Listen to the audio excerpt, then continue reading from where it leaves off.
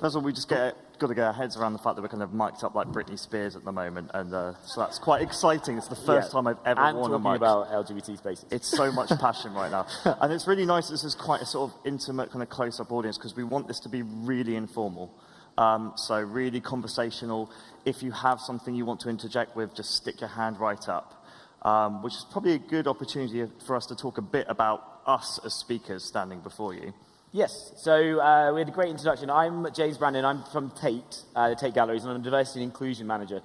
But I'm going to put my hand up to say that I haven't come from the arts sector. I've only been at Tate for 18 months, but my background is from sport, health and leisure.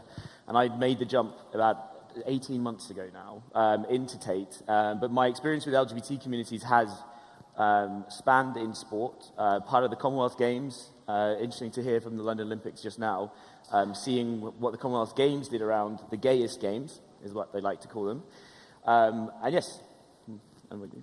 Well, I'm Sasha Coward. I work at Royal Museums Greenwich, and I'm the community participation producer. That's a lot of words that I've just thrown at you. So community participation producer basically means I work on outreach, on bringing new audiences into our museums, and also doing consultation around a bunch of new galleries that we're opening this year. Royal Museums Greenwich, just to be clear, is the National Maritime Museum, Cutty Sark, the really big ship, the Queen's House, which we'll be talking about in a moment, and the Royal Observatory. One of the things that we wanted to say is, as you can tell, we are not the most diverse speakers that you could possibly have standing here. I know you're all stunned to hear that. Possibly some of you are sick of seeing kind of cisgendered, white, gay guys standing up representing the LGBTQ community. So for that, in some senses, I'm sorry. We're going to do the best that we can to talk about LGBTQ plus histories, stories, and people. If we make a mistake and we say something that you think is wrong, inaccurate, or you'd like to add something, again, please put your hand up.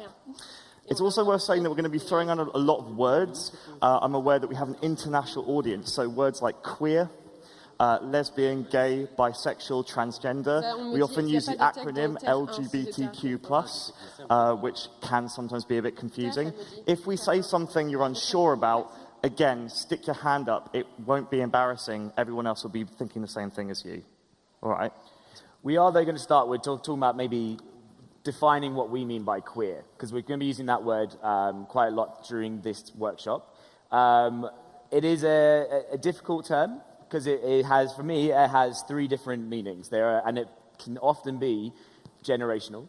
So one of those meanings is just, it's been used because there's been a lack of language to be talking about someone's identity. For us, running Queer British Art, which is what I'm here to talk about today, it was a period of time where LGBT and the umbrella terms for sexuality weren't really in national discourse. It also then becomes, from around 1969 onwards, a term of violence. And we have to be really reflective of that. That term has been a term of violence for many people. But the third way that we see that term, and where we are using it mostly today, is a reclaimed term, and a term that is an umbrella term for the LGBTQ community. James will come back to it a lot later, but the term queer is an incredibly divisive word still, and for a lot of people it's quite upsetting. And whilst we're quite comfortable and au fait using it, for a lot of people that is not the case. Shall we start with a little game for you to play? Because this is all about participation. We want to get you doing something to start with. It's only 5 minutes. So we've got a bunch of pictures of major tourist attractions, museums and sites in Brussels. And we would like you to have a go at queering those spaces. So I'm using the word queer as a verb. So what I'm asking you to do is have a look at those spaces and go to someone sitting next to you, ideally someone you've not spoken to before. And I want you to see, if you were to try to work with lesbian, gay, bisexual, transgender audience and bring them to these sites, do something with them, engage them, how might you go about it? So we're not saying there's any right answers or any wrong answers, just have a bit of fun. What could you do with these sites that might draw these kinds of audiences? So we'll give you about 5 minutes to have a go at that. I should hear mumbling now. And if those who are on the outskirts want to come and join into the tables, there'll be...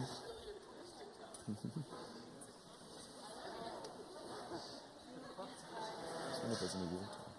There's only water. Maybe like having a few examples before actually throwing them in. But I think that's fine now. They've gone for it. Yeah. That would be great. The aim is to rather than us tell them how to do it. We want them to just have a go. Yeah.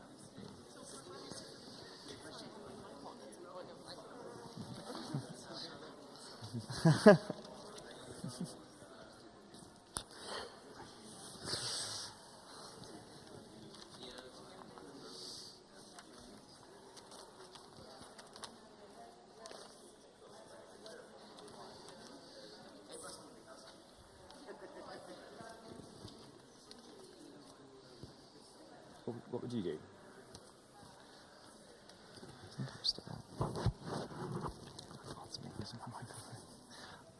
Probably something with this. Big drag headpiece. Inspiration, costume design. This one would be interesting. Challenging masculinity. Ideas of femininity. Actually, some old school pin-ups. They can really doing that. Yeah. Let's ask for a couple of examples, and then we can. Yeah.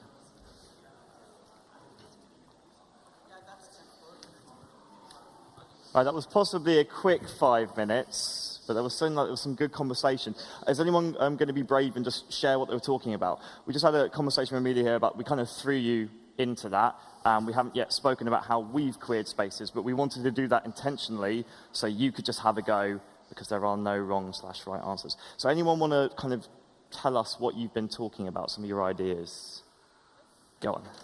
Yeah, so I like sharing the fact that I always try and be very cautious, because I'm scared that if I try and think that a space in a clear dimension, I'm going to be awfully stereotypical and do things that might be not really well perceived by the LGBT community. And I think that's really Mika suggested that we look at the history of a place, so the park, for instance. So that we look at the history of a place, the park, for instance, or the square, and really try and trace back what is the queer history of that place, because usually those stories have never been told. And so really focus on the alternative stories and histories of those places. And I think it's a brilliant idea. Awesome. Is anyone else going to be brave and have a share? Thank you, Mike. You've been picked on a lot of this. Yes, I've been. So we worked our way around the images. The one which we don't know, what is the bottom right? What is that? Motor World. Okay, Motor World. And we thought that's an opportunity to test assumptions about the gay and lesbian community. Maybe we say, we show off technical gay and lesbian people and some that were race car drivers, whatnot. We talked about the park and presenting meeting places, an app in the Grand Place. We thought projections, it's a great palette to, show off images, positive, interesting images. And then, of course, the iconic statue, we said, that's an opportunity for dress up, isn't it? We have to have a little dress up and change the attitude, although it's got a lot of attitude, doesn't it, that statue? It does indeed. Who else would like to give us just what they were talking about? Yes.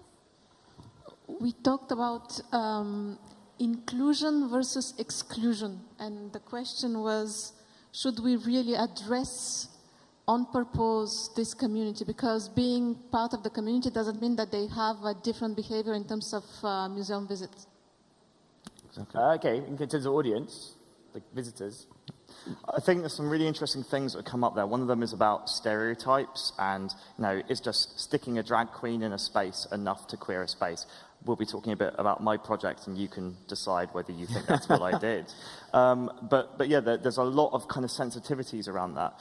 And when me and James are going to be presenting our case studies, they are flawed, pick them apart, ask questions. This is not how to queer a space. This is how we queered some spaces. Probably a good time to when we were approached, we were asked to do these case studies, and we work together in London, and we sort of got our heads to go together to say, well, actually, we didn't want to present two case studies that were going to go over the same things. So the way we designed today is that we're going to talk about what we did and give you the overview of those projects. And then we'll do a bit of a double act here, where we're going to talk to each other and ask each other some uncomfortable questions, and try to unpick some of the key themes and those issues that we faced through the different lenses of our organization. So do you want to start by talking about your specific project? Yeah, so generally on the slides, I'm going to be on the right-hand side. So that's me and that's James, so to speak. So the project I want to share with you is Fierce Queens. This was an event that we did back in February, and we used one of our sites, the Queen's House, and it was basically a queer takeover, or a genderqueer takeover of the space. So what that basically amounted to was one evening. So again, this is a small event compared to what James will be telling you about, where we brought 5 drag performers, not just drag queens, but drag kings, gender fluid performers, and a bio drag queen. I'm not going to go into details about drag, but we can talk about that later. Come and get me a coffee. But we tried to get a real diversity of different drag and gender performing styles. We brought them into the Queen's House and asked them to look at the paintings, told them a bit about some of the queer history, which I'll tell you a bit more later, and they helped to kind of co-create an event. And the event was a series of performances, tours, workshops that was all about reinterpreting this site, which is very beautiful. It's a great place for weddings and Instagram selfies, but it has not necessarily until recently been used as a challenging space to talk about gender, to talk about diversity, and to talk about some of the signs that aren't on the walls and some of the stories that you don't hear. So that was the aim of Fierce Queens. Brilliant. So I'm here representing Queer British Art. So Tate Britain held an exhibition last year in 2017 for about 6 months that looked at artists who either identified as queer, or their content was inspired through queerness, or their muses would be categorized as queer. Now, this is a really interesting exhibition for us because it actually started out and was seeded in 2012 by our network. So we have an internal staff network who said at that time, 2017 is the 50 years since partial decriminalisation of homosexuality. What is Tate going to do? So our workforce were really key in saying, we want to do something. They imagined a small sort of space that was in one of our divines or in one of our smaller spaces where we were just having staff reflect on the stories that weren't being told in our collection. Through a number of different luck events, different things that came up, what happened was a show was said, well, actually, let's do this as a proper exhibition. Let's really interrogate our collection. Let's put a curator in charge of this, and let's really produce something that talks about lost narratives or hidden narratives that we aren't having in Tate Britain. Now, it was classified as a B show. So for us, that means it had a certain budget attached to it. It had certain marketing expenditure attached to it. I'm going to talk a little bit later on about the challenges that we had with that, because actually a show like this it cannot really be categorized in the same way that we would do a Hockney or a show with artist recognition, because we're talking about social identity and identity issues. The show ran for 6 months. We aimed for, I think, 100,000 visitors. We ended up with 118,000. We know from our data that 60% of those were LGBT people. 12% were those who had never been to the gallery before.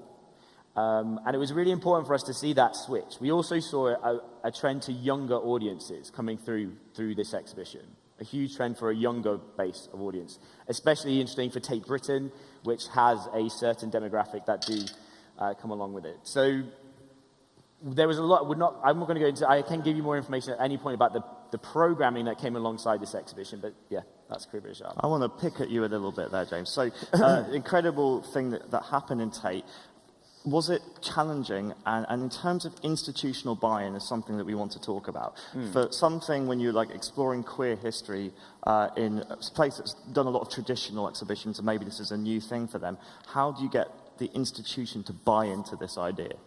Well, I think for us it was very difficult. And as I said, this started out as a seed in 2012, that some staff together said, we want Tate to say something here in 2017.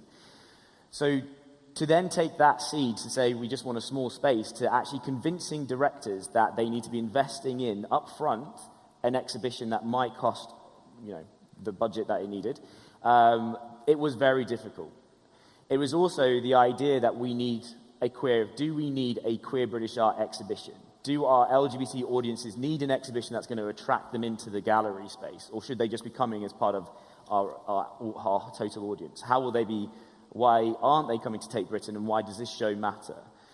So the individuals who were leading and driving this had to do almost more selling of the business case, of the social reasons why you're doing this, of standing up and constantly rebuffing the idea that this is not going to be good for the organization. Why should we be doing this? This constant question of why, which was more interrogative than maybe in other exhibitions that had artist recognition, or their audience was very clear, or it was young people, so therefore we can, we know why we're doing this.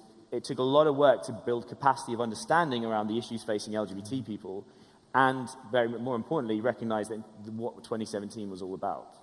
So organization and buy-in was really difficult, and I think for me, a big takeaway from that is that those who are driving this change, it has a huge emotional tax on that. Those individuals who want to make these exhibitions happen, they have to give almost more of themselves professionally, personally, emotionally, to get shows like this on the ground.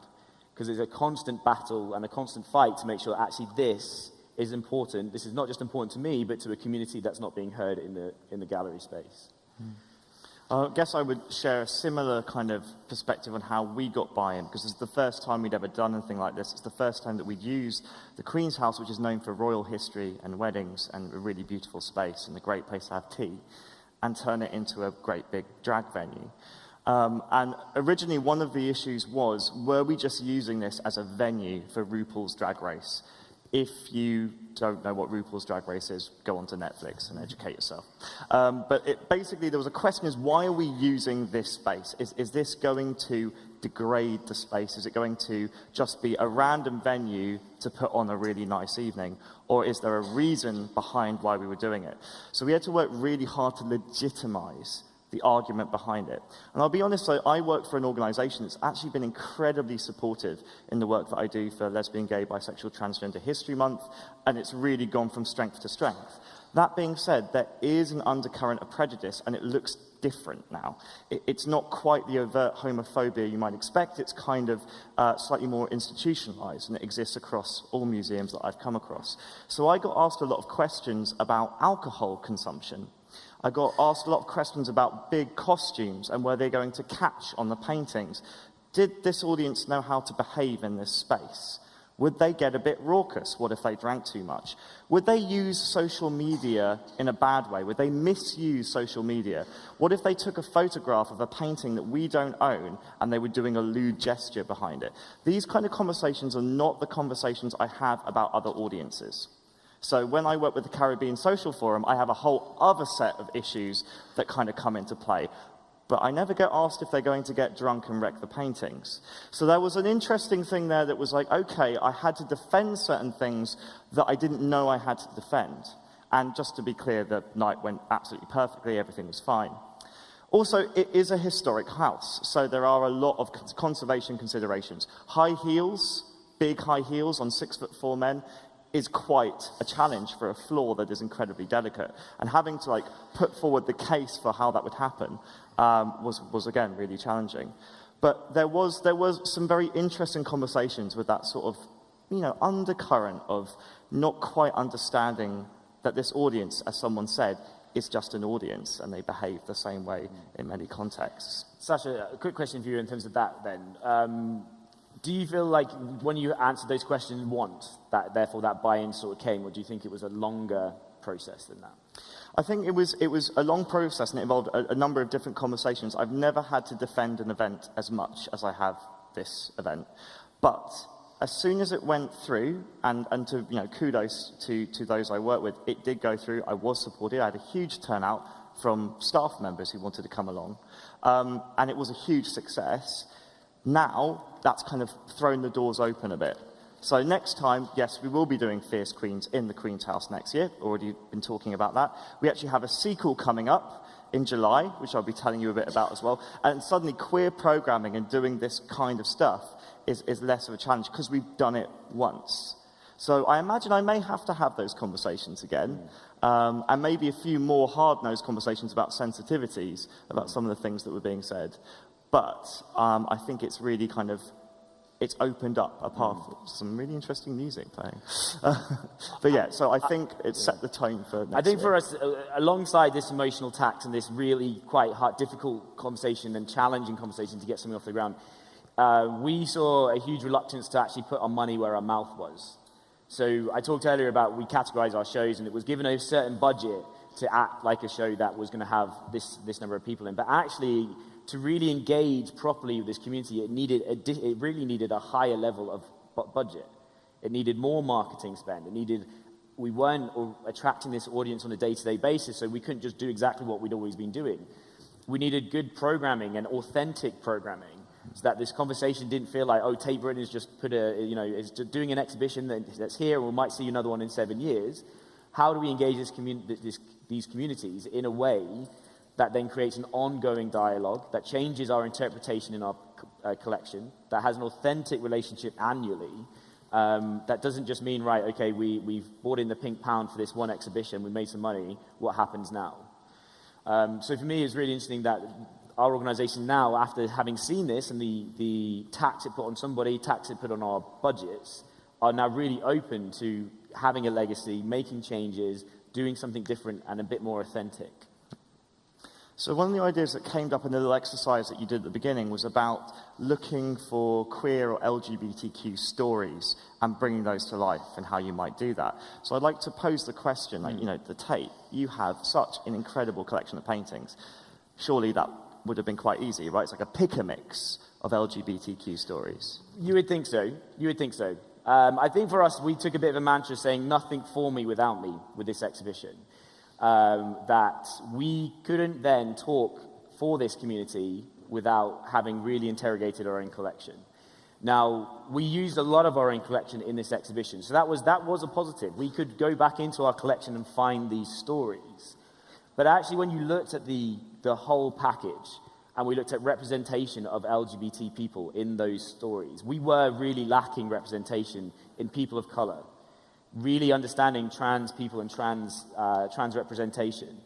And we had to build a narrative for ourselves to justify that, because not only was that seen by the community itself, it was an issue that we then wanted to make sure that was risen up to those making decisions and acquiring future work.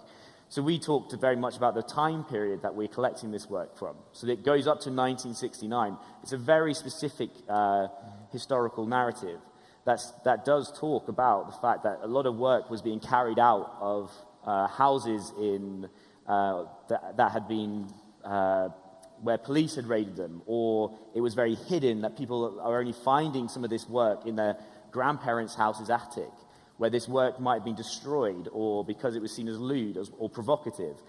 So there is also the other sort of institutional idea of who was deciding what was art pre-1969. And were there people of color who were LGBT also telling their story? Our curator, Claire Barlow, had to do a huge amount of work to try and really dig in and find that work to become representative. And we hold our hands up. We didn't get it right. We can't get everything right. And I don't think, and we held our hands up to be criticized for that, because we were not only just showing that we didn't have the work, but we were also saying that we weren't representative of it. But what we tried to do was not shy away from that. So in the final room of Queer British Art, we left an open space where people could participate, where they would be able to just say, right, this is great, this is what it makes me feel like, but where is the representation? So we could build a sort of archive of response to this exhibition. And we're going to show you some of that at the end. But it was interesting what would come through. It was, yes, I can't actually see myself in this exhibition. It still seems like privileged white people in this exhibition, or all the way through to where's Kylie Minogue, which was one of the very interesting for me to see that people were expecting to see Kylie's hot pants in an art exhibition up to 1969. So it was really challenging. We also, for Tate, was a very different way of presenting our collection. We were very much telling stories, whether that was talking about I've lost all my names now, Joe Orton and his partner, who were going into libraries and changing the covers and what that story meant to them, to we had a tin of Guardsman buttons that was talking about hidden love and hidden sexualities in this period of time. So for the first time for Tate, it became much more about the stories behind the art and talking to different identities in that respect. I think you touched on it there, that the issue of hidden histories is they're hidden, right? Or the thing is, they're not hiding from us, they're not kind of secreted under rocks, they are just unfound. Which means that you very rarely get the lovely love letter penmaned from a naval captain to the cabin boy saying, "My best beloved." That very rarely happens. If you get one of those, you're very lucky. So you have to kind of snoop around and you have to look around corners and you have to be very inventive about how you go looking for your queer histories. I'm not a curator, but I've been working at the National Maritime Museum now for 3.5 years. And I do pride on myself on sort of collecting those stories. And for the Queen's House, the big one was Queen Anne and Sarah Churchill. So I want you all to look this up when you go away and nerd out about it. But the ceiling of the Queen's House has huge panels where paintings used to be inserted. Those panels are now empty, and there's a contemporary installation in there, which is very pretty, but the paintings aren't there. They're in Marlborough House, because the Duchess of Marlborough, who was earlier known as Sarah Churchill, was one of Queen Anne's best friends and also a lover. They wrote love letters to each other. They had nicknames for each other. They would kiss and hold hands. They were told that their relationship was indecent. And when they broke up, and they had a really tumultuous breakup, Sarah wrote these incredible songs called Dark Deeds in the Night and In My Lady's Chamber. There's no real kind of other way of looking at it. This is pretty queer. But we don't have any panels on display that will tell you that.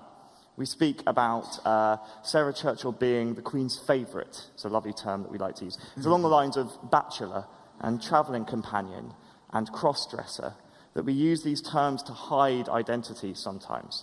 So one of the big things for Fierce Queens was to take that story and blow it up. This is a big story.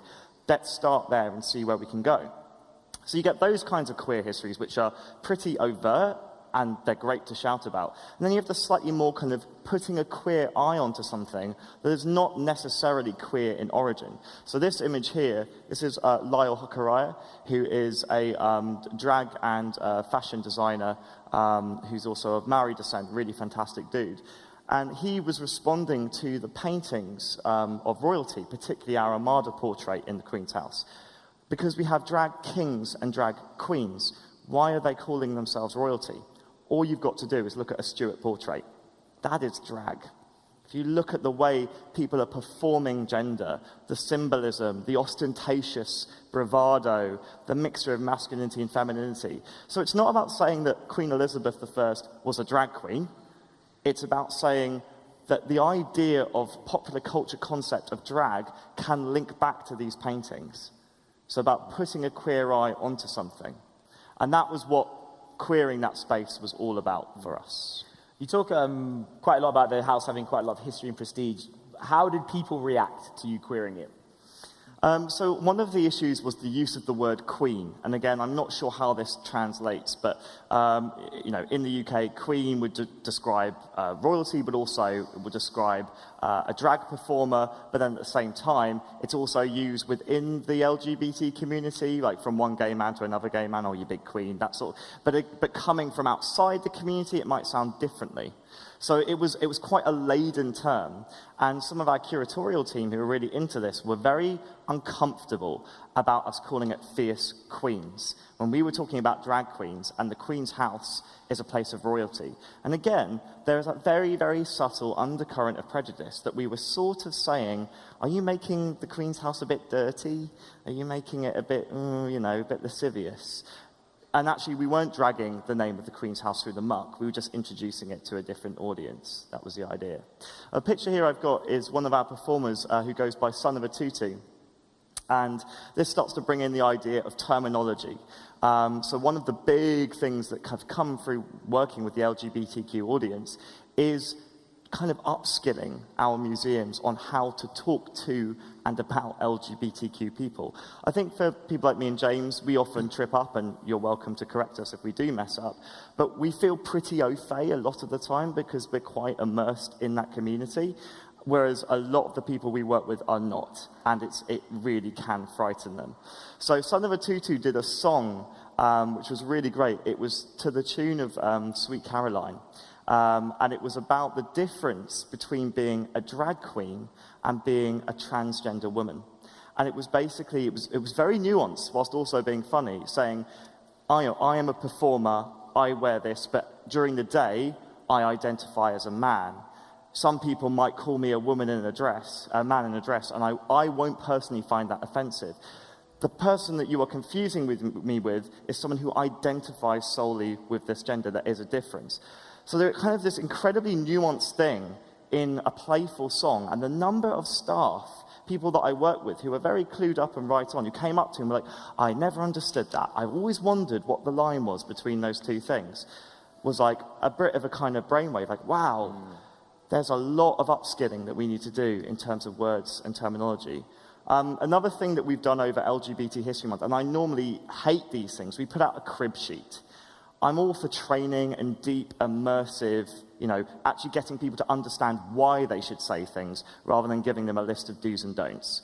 But sometimes, because of budget, time constraints, or simply the way your visitor experience team works, and the fact that they're not all there at any one time, sometimes as a start, having a list of terminology that describes gender fluidity, which we created in consultation with a transgender youth group, was really helpful. And James is going to go into much more detail in a moment, but one of the things that we had was we were getting approached by our visitor experience team saying, okay, we're going to have trans people coming into the museum. What if I don't know if they're a man or a woman? Can I ask them?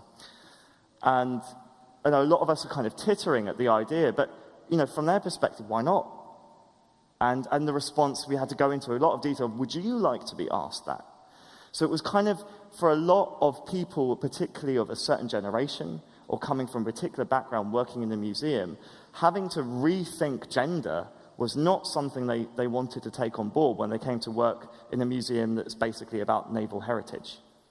So that was quite a challenge. But you did a lot of work around this, didn't you, James?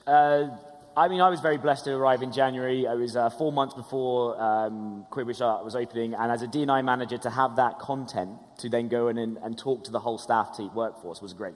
I was loving it, because it meant that in the first period of time, for the first time in Tate's real history, we could do a really concentrated effort to talk about LGBT communities, not just in Queer British art, but who visit us every day.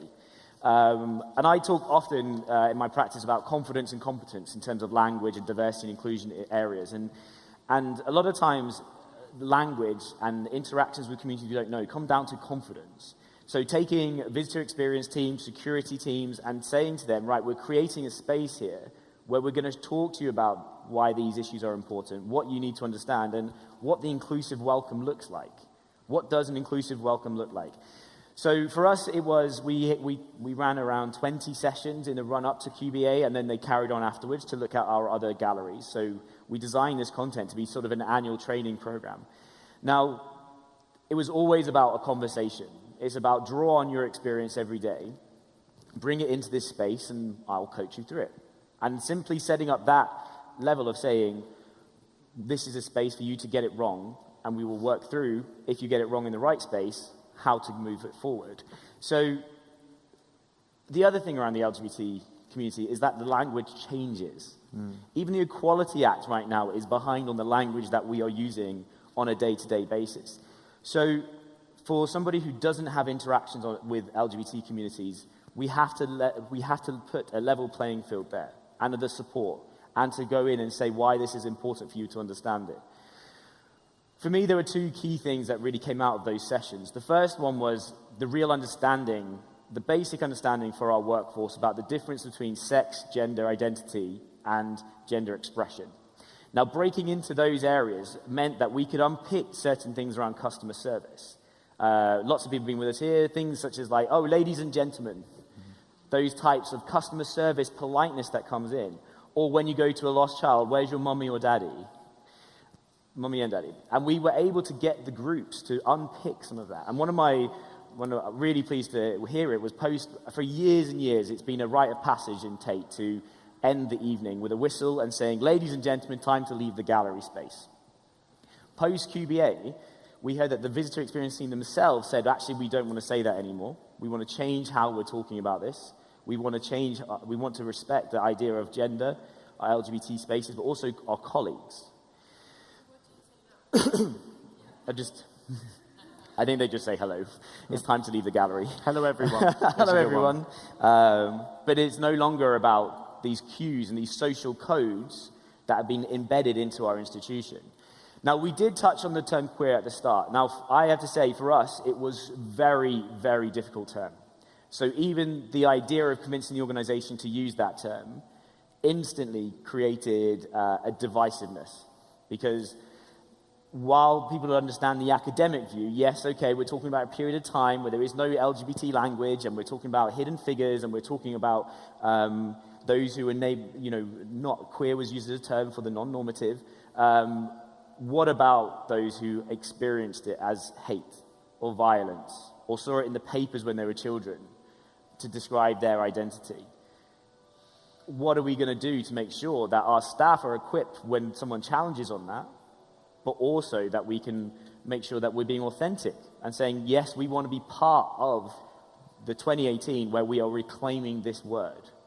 And we use a lot of our staff network to help us work with that. We did a lot of training with our comms teams to say, you need to have these key things in your wheelhouse when responding to this. It needs to be all over the exhibition. And we need to be very honest about why we have chosen this word. Now, I think for me that it was a really great way of engaging our workforce, but also is now starting to have a longer lasting change. We see even in our marketing now that the lessons we learned through this exhibition about how to engage LGBT communities translate to how we advertise Picasso, how we advertise all of our arts things. These aren't just learnings for this one-off exhibition. There are things that can be pulled from the marketing and successes of this over into everything else that we do. And I guess that talks a bit about legacy. Sasha, your event lasted sort of one day. What is the legacy beyond that now? Yeah, and it is, just one incredible party, and you're like, oh, is that it? So we put all this work in, and people had a great time, and is that it? And talking a bit about the impact that something like this can have on an institution, one of the very boring examples, I apologize, but very powerful ones, is every time someone signs a contract with us, they have to fill out a tax form. And as part of the tax form, we ask gender, male, female, because that was originally the HMRC guidelines of how you do a taxation form. So working with a gender-fluid performer who refused to put male and female, so they very well should have, I had to then speak to our human resources team. And we had to have a very interesting conversation where a well-meaning member of that team said, well, I can pick a gender for them. And then having to get into the conversation about how that's not appropriate. And again, we can all, I'm frowning and I'm pulling this face, but again, a lot of us in this room have that knowledge. A lot of people don't. I don't know a lot about horology and naval history, and people would be frowning at some of the things I would say about that. But what is now changing is we'll be reworking those guidelines, and that will apply to every freelancer that comes through. We don't need to know what gender you are, or are assigned, or how you identify. That's not part of tax. So that's been a really cool impact. The other thing about having a one-off event is, it kind of warms up an institution to this new audience, to a new way of thinking. So when we were first going to try and do Fierce Queens, there was a whole kind of, is it actually even going to happen? Can we do this? Do we need a few more years before we're ready? We've done it. It was an enormous success, and this is the bit where I get to brag massively, and possibly to those of you coming from a communication background, this was, I believe, the most clicked on social media advertised event that we have ever run, which is ridiculous, because this is a niche community audience, in theory. And we do things about Nelson that we know are going to resonate with people, because we are the Museum of Nelson. And there are things that, there are a number of things. If we were to put out a tweet about Titanic, people will connect with that, because it's one of those things that people get. there was a big fear that putting drag queens in a historic building, like, was this too many things? Is this too, like, complicated? No, it sold incredibly well. We sold out 2 weeks before the event, which is pretty unheard of. Greenwich is not far out from central London at all. You jump on the DLR, takes you 20 minutes from Bank. But for some reason, it has this illusion of being another planet to Londoners. So trying to get like central Londoners out to Greenwich on a Friday night is challenging. It's hard work. So I feel bloody proud about that. And in terms of how to market that, I'm talking about the business case for sort of diversity. Flashy image. Like, go and do yourself a photo shoot, conceptualize who the audience is, what are their popular culture references, what are you trying to do with your event. So ideally work with someone from the community to produce that image so you're not just creating a stereotype. And the image at the very beginning of the spiral staircase with Henry dressed as Queen Elizabeth, that sold it. That was like, I get this, and I'm willing to pay 14 quid for a ticket and a cocktail. So another legacy, because of the success of that, was we're now being trusted more to do more queer programming. So Fierce Queens will be coming back to the Queen's House next year, and I hope to see some of you there. But even more so, it's great that we have LGBT History Month in the UK in February, which is where all of the LGBT stuff, like if you come to like the UK in February, all of the queer stuff, you would think that most museums are very, very queer friendly. And then you come in like March, nope, it's Women's History Month now, and of course the two do not intersect. So it's like, no, gays, you've had your chance, trans, you've had your chance, now we're doing women, now we're doing Black history. So it does become quite segmented. I have been given the green light to put on an event in July, a queer takeover in July, outside of LGBT History Month. So now we're starting to spread, which is really fun. And so this is an early promotional image for our event in July, which is going to be called Fish Out of Water, and is based in the National Maritime Museum. We're doing a screening of The Little Mermaid. Please come and find me and buy me a drink later, because I will bore you to death about the queer symbolism with mermaids and sea creatures and mythology. It's incredibly good fun. But the legacy has basically been that from this one event, and also a whole 3 years of doing LGBT History Month, doing family programming, we have a real commitment to this audience. It's not just we had to build that relationship. Sorry, sir, at the back. Yes.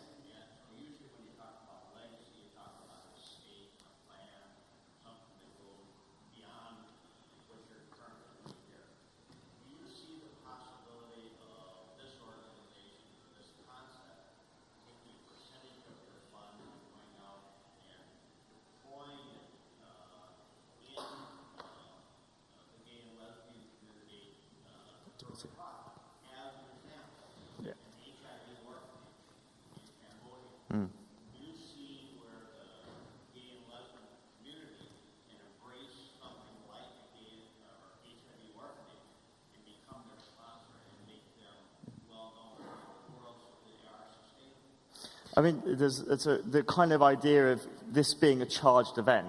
I'd like to preface with this is the first ever charged LGBT event I've ever worked on. Everything else we do is free.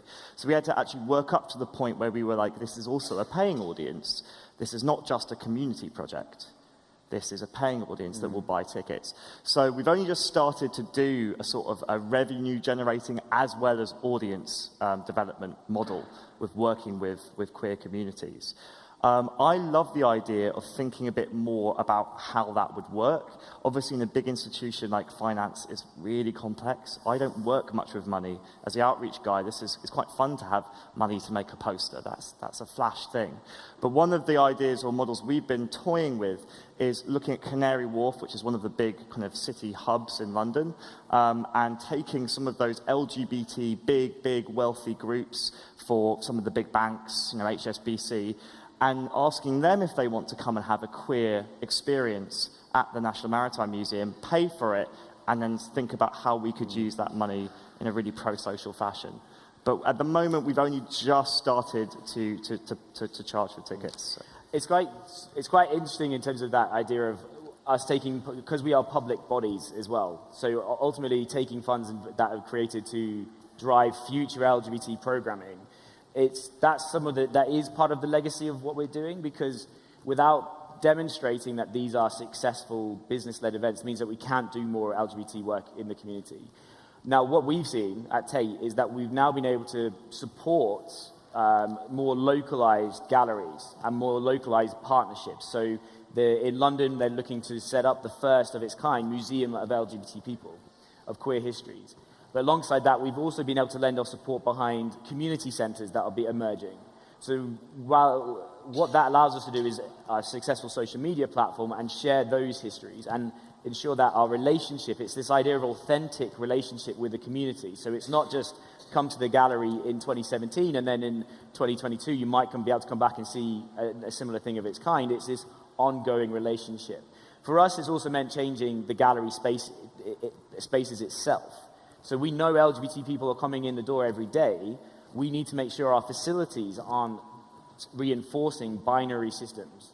We need to ensure that we have our collection really interrogated to make sure that if we are talking about somebody who is identifying as queer, that their story is being told in that way and we're not shying away from it because we need to think of a certain way of doing things. I think for probably we will... Oh, we got a question?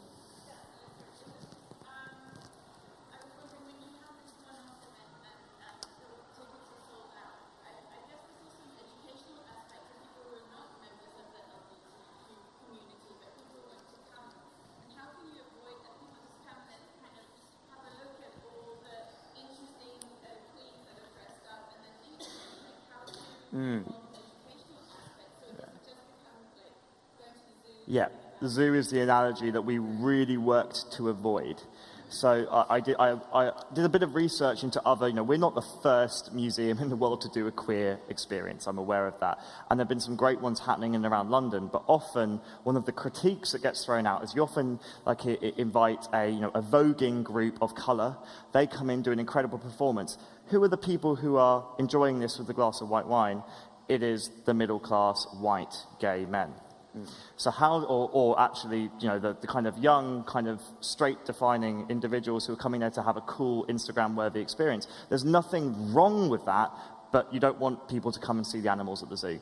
So one of the ideas was to start by working with the performers who all identify as queer in some capacity to develop the event and to market the event. Mm-hmm. I collaborated with a choreographer called Danny Reed, who is also a kind of a queer choreographer who does a lot of voguing and things like that. So we worked really hard on how do we market these tickets directly to particular groups so that we know that this is an LGBTQ plus inclusive event, so it is friendly and anyone can come, but we don't want this to become a spectator sport.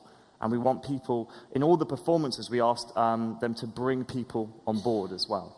That idea of co-productivity is really essential. And you're right, the key thing is that the artists we're working with have their own network.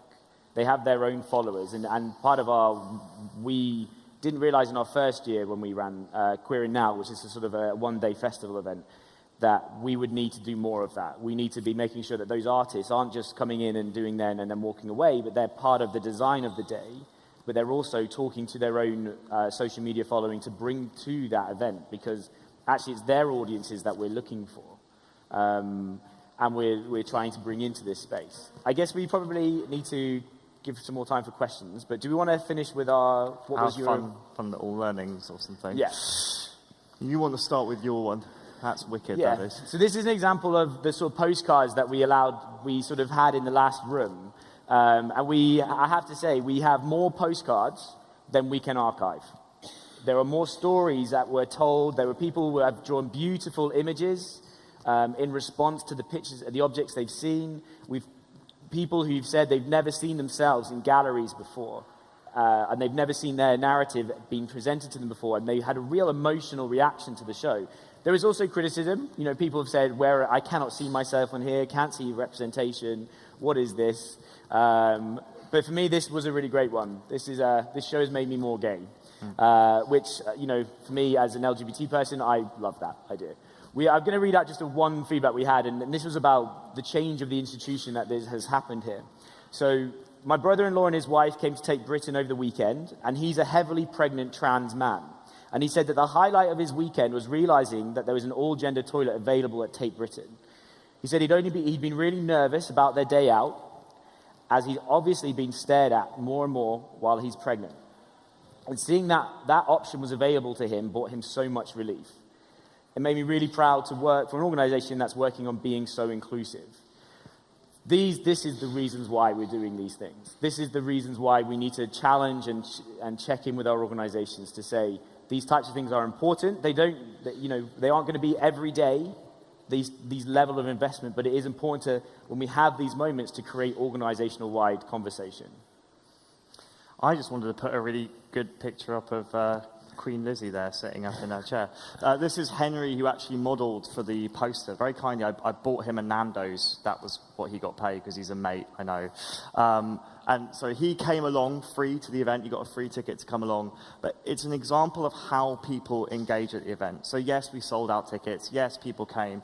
But it wasn't like a zoo because people came dressed up. About 20% of our audience came in drag because we invited, they said, if you want to come and have a bit of gender play, come along. High heels will need heel caps. And we also saw that people weren't just going and looking at the performances, having a glass of wine and going, oh, this is a pretty space. People were looking at the paintings. So we devised the events that people were actually going around the spaces. And basically, the Queen's House blew up on Instagram for one night.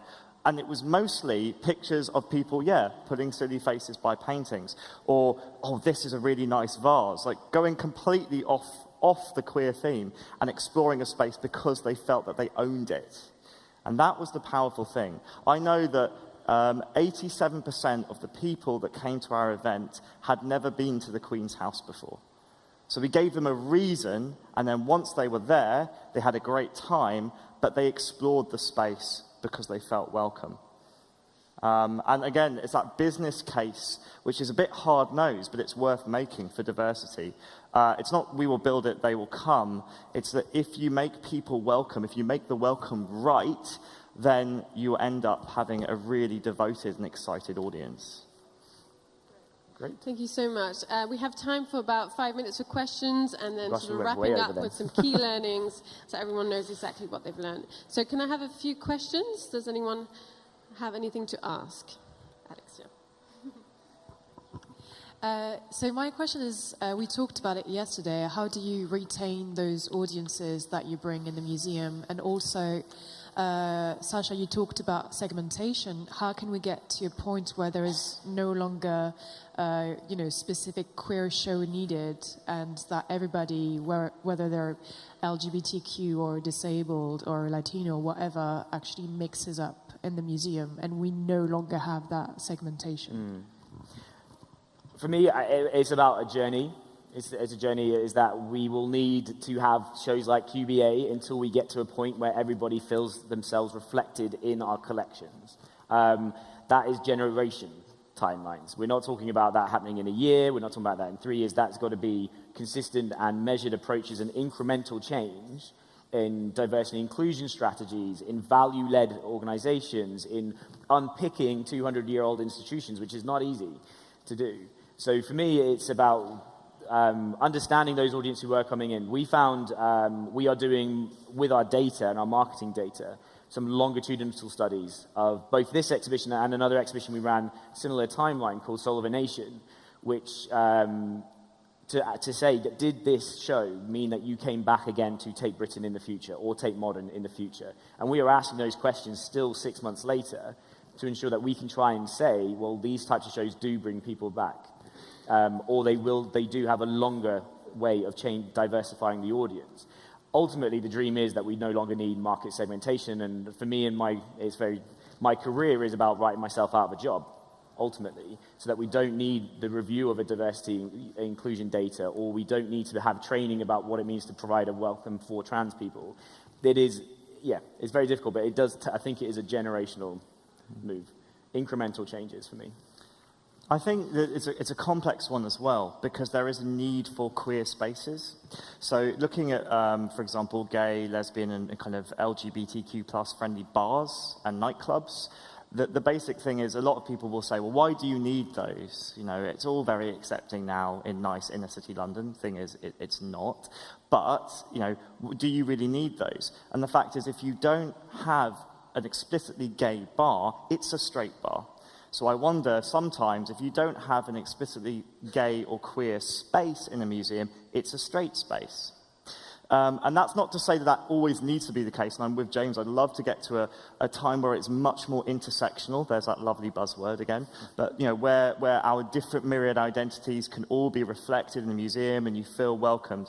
But for one thing, I'm working, you know, really hard off the back of these little one-off flashy events to start to create a culture in Royal Museums Greenwich with a number of other people, like to put in the interpretation in galleries, to make sure that those stories are being told. But that's all very well and good. But who's going to read that queer label if no one's coming to the museum? Mm-hmm. So it's about the welcome and the offer and how the space is perceived from a distance. You could create the greatest queer exhibition in the museum in the world, but if you've done no work to start engaging and working with and understanding that audience, it's going to be completely empty.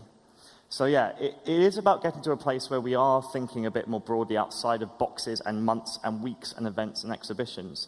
But this is a start. Hopefully we'll get somewhere soon. Thank you so much. I think that other workshop rooms are going to come in soon, so they might sort of interrupt what we're doing here. So what I suggest we do is to sort of wrap it up with, like, James, Sasha, your key learnings. What do you really want people here today to actually remember from your talk? And maybe people can then go into next door where we'll have the coffee break and continue the conversation. We love talking. Please ask us questions. It's great. For me, I think it's, and this is not just about queer shows or queer spaces. Any show that relates to somebody's identity has an emotional tax on somebody. Either somebody has to share their lived experience in some format to your gallery space, whether that is through training, through sharing their stories for interpretation, through changing the way we write about objects. That is a huge, it's a huge emotional tax, and I think we need to be more really aware of it when we embark on these types of events or working with audiences, that we need to appreciate that, remunerate that, not always look for people to give that freely, but recognize that when somebody gives us their knowledge of their lived experience, that by sharing that comes along with it an emotional tax. I would kind of just give the invitation that I want you to all go back to institutions and think about queering those spaces. And it doesn't matter if you're working for a large national, an art gallery, or a really small institution, or not an institution at all. It is always possible. And the basic fact is that queer LGBTQ plus people have existed throughout time. They've always been there. So if you're not seeing them, it's not because they weren't there. They were there. You just need to find a way to kind of reach them. And sometimes you won't find that wonderful manuscript that lays it all out for you. Sometimes look at rainbows, look at symbology, look at popular culture. What are queer people into at the moment? I'm using mermaids within the National Maritime Museum because it's a fun symbol. There's a lot of kind of Little Mermaid, Disney, sing-along. But it's a great way to start jumping into loads of interesting topics about gender and sexuality. So really look again. Whether it's a rainbow flag workshop or a full queer history lecture, you can all do something, and it really is worth it because we are so hungry for that content. If you put it out there and it is a sincere offer and it is genuine and you market it in the right ways, we're going to come. We will come. Thank you so much. I think a round of Thanks, applause is everybody. on order.